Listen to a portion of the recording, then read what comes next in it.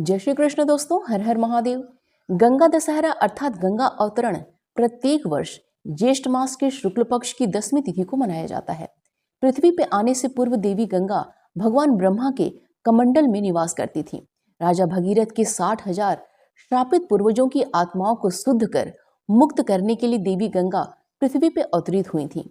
गंगा दशहरा के दिन गंगा में स्नान, दान, गंगा पूजन से महापातकों के बराबर के 10 पापों से व्यक्ति मुक्त हो जाता है।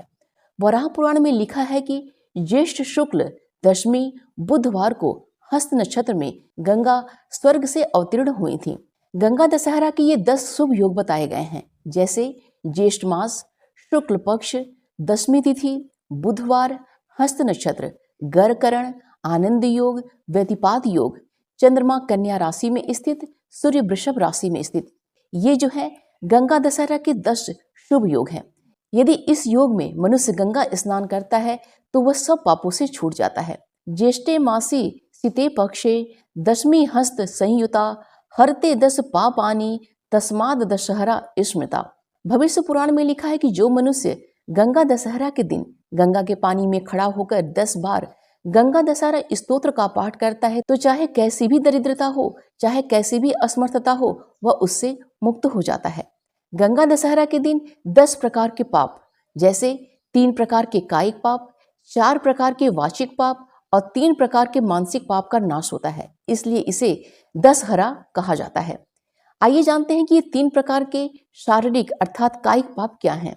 पहला है बिना दिए हुए दूसरे की वस्तु लेना, दूसरा है हिंसा करना, तीसरा है पर स्त्री गमन करना।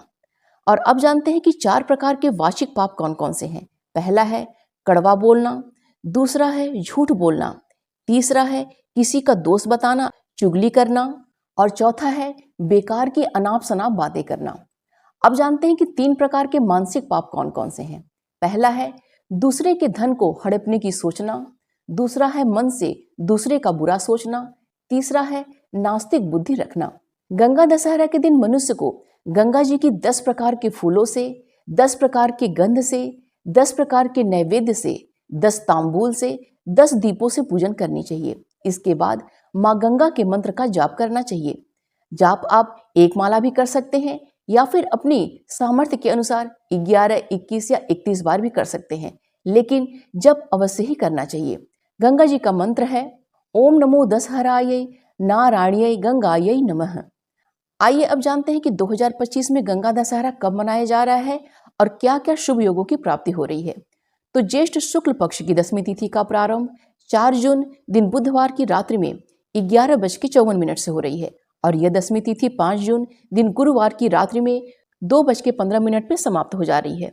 तो उदय तिथि के आधार पर गंगा दशहरा 5 जून दिन गुरुवार को मनाया जाएगा। 5 जून को हस्त नक्षत्र पूरे दिन और पूरी रात्रि रहेगा।